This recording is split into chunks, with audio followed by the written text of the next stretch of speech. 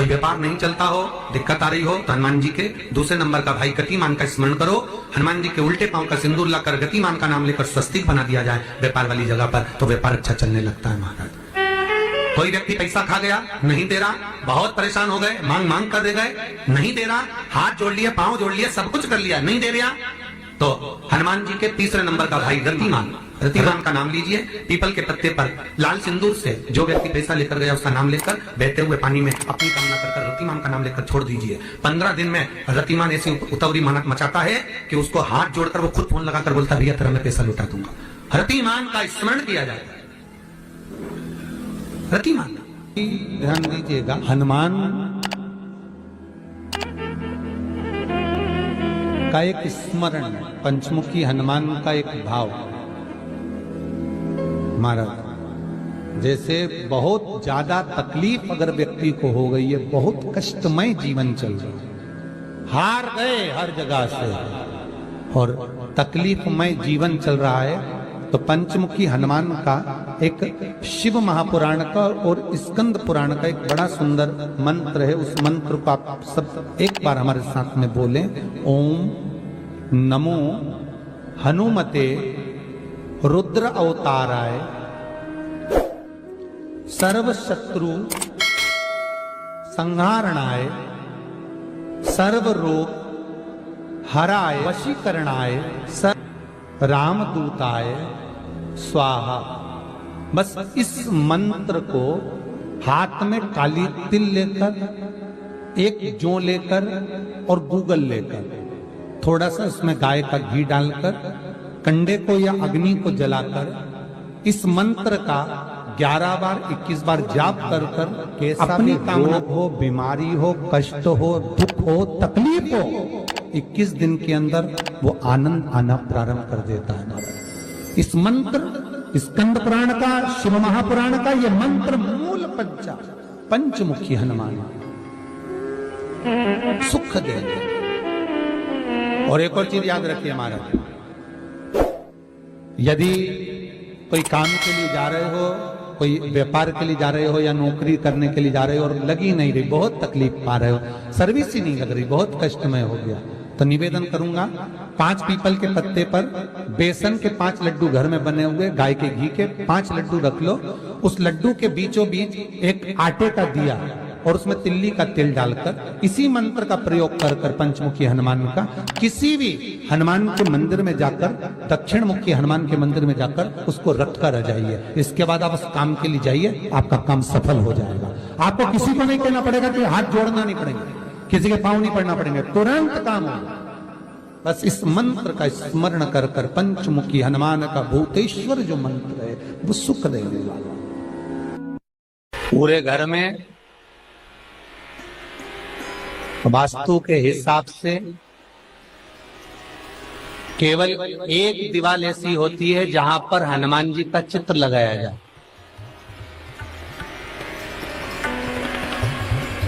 चाहे तुम पर्वत उठाने वाला चित्र लगाओ हनुमान जी का, चाहे बैठे हुए लगाओ, चाहे रामायण पढ़ने वाला लगाओ, चाहे लंका दहन करने वाला लगाओ, चाहे राम नाम जपने वाला लगाओ, चाहे लक्ष्मण को संजीवनी देने वाला लगाओ, चाहे मौन मुद्रा में लगा दो, चाहे स्तुति में लगा दो, चाहे भजन में लगा दो। हनुमान जी का कोई भी चित्र लगता है तो ना पूरब में लगेगा, ना पश्चिम में लगेगा, ना दक्षिण में लगेगा। हनुमान जी का अगर चित्र लगता है तो उत्तर की दीवार में दक्षिण को देखते हुए लगता है, केवल एक ही स्थान।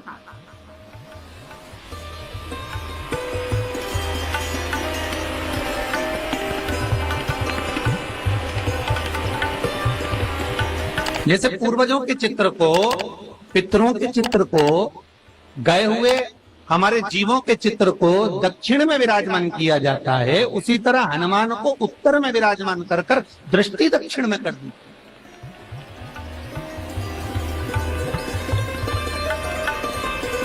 घर में हनुमान जी के जितने फोटो होते हैं उसको केवल दक्षिण दिशा में लगा और उत्तर दिशा में लगा बिठाते थे, और दक्षिण की ओर उनकी दृष्टि होना चाहिए, दक्षिण की ओर उनका मुख होना चाहिए। क्यों महाराज? अगर व्यक्ति के जीवन में कोई बीमारी आने वाली है, व्यक्ति के जीवन में कोई रोग आने वाला है, व्यक्ति के जीवन में अगर कोई कष्ट आने वाला है, व्यक्ति के जीवन में अगर कोई परेशानी आने वाली है, व्यक्ति के जीवन में कोई एक्सीडेंट का योग भी बनने वाला है, तो शास्त्र कहता है वो दिशा दक्षिण से ही बनता है।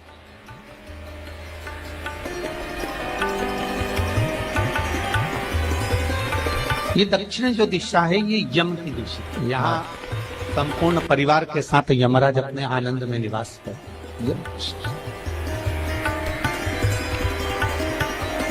और जब हमारे घर में, हम ये नहीं कह रहे कि आप हनुमान जी का फोटो लगाओ, हम ये भी नहीं कह रहे, आपके घर में हो और आपने अगर विराजमान कर रखा है किसी दिशा में, तो हमारा तो निवेदन रहेगा, अभी तक आपने अगर जैसा रखा, पर एक बार दिशा बदल कर देखना कि रोग, बीमारी, कष्ट, दुख, तकलीफ में आपको लाभ मिला कि ना। हनुमान जी ने केवल दक्षिण दिशा की ओर अगर मुख कर हमने विराजमान कर दिया, फोटो ही विराजित किया। हम ये नहीं कहेंगे आपसे कि आप बाजार से फोटो खरीद के लाओ फिर लगाओ, नहीं, आपके घर में हो तो आप लगा दें, आपके घर में हो तो विराजमान।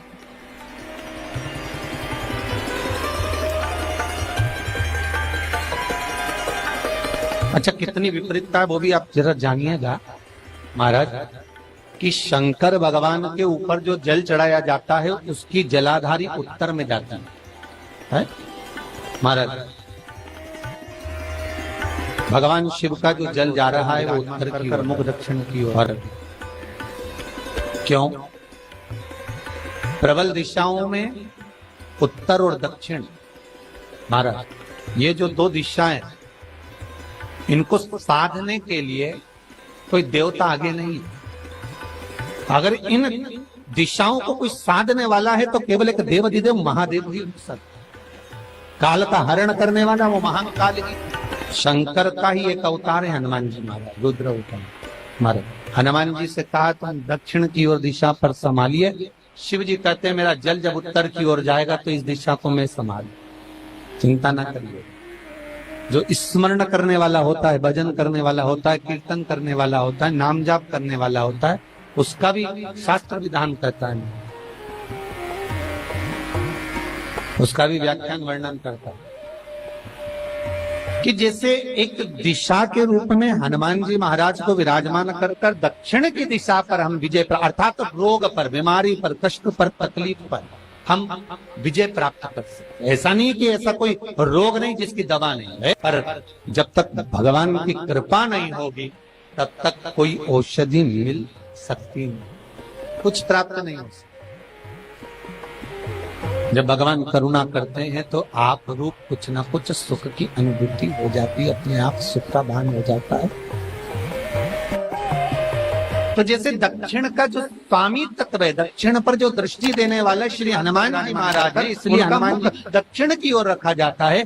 वास्तु शास्त्र के हिसाब से, वास्तु नियमों के हिसाब से सारे फोटो कहीं पर भी लगा सकते हो, पर हनुमान जी का अगर फोटो तुम्हारे घर में है, हनुमान जी अगर तुम्हारे घर में विराजमान है, हनुमान जी का चित्र तुम्हारे घर में विराजमान है, तो उसका मुख दक्षिण का होगा, तो रोग, बीमारी, तकलीफ, कष्ट ये सब दूर हटते।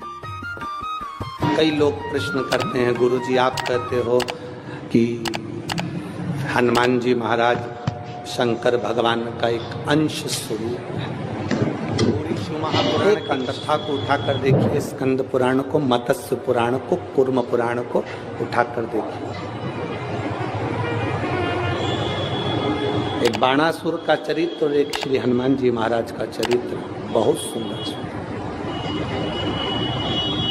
शिव का एक अंश माता अंजना के तप साधना से शिव की प्रागट्यता और शंकर भगवान की प्रागट्यता से शंकर का स्वरूप, शंकर सुमन केसरी।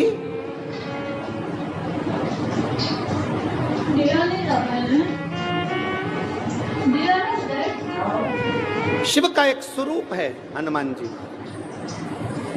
हम तो हमेशा कहते हैं अगर आप हनुमान जी का भी दर्शन कर रहे हैं तो ये अंदाजा लगा कर रखें कि आप शंकर का दर्शन कर रहे हैं। आप शंकर का दर्शन कर रहे हैं तो ये अंदाजा लगा कर रखें कि आप हनुमान जी का दर्शन कर रहे हैं। सब एक, कोई भेद नहीं, सब एक, कोई भेद नहीं। देवताओं, आप एक बेलपत्र जैसे आप एक बेलपत्र कि ये दो जो पत्तियां होती हैं, जरा ध्यान देंगे, ये दो जो पत्ती नीचे की रहती है बेलपत्र, नीचे की जो ये दो पत्तियां होती हैं, इन दो पत्तियों के ऊपर एक एक शमी पत्र, ये दो जो पत्तियां हैं इन पत्तियों के ऊपर एक एक शमी पत्र और लाल चंदन ये रखकर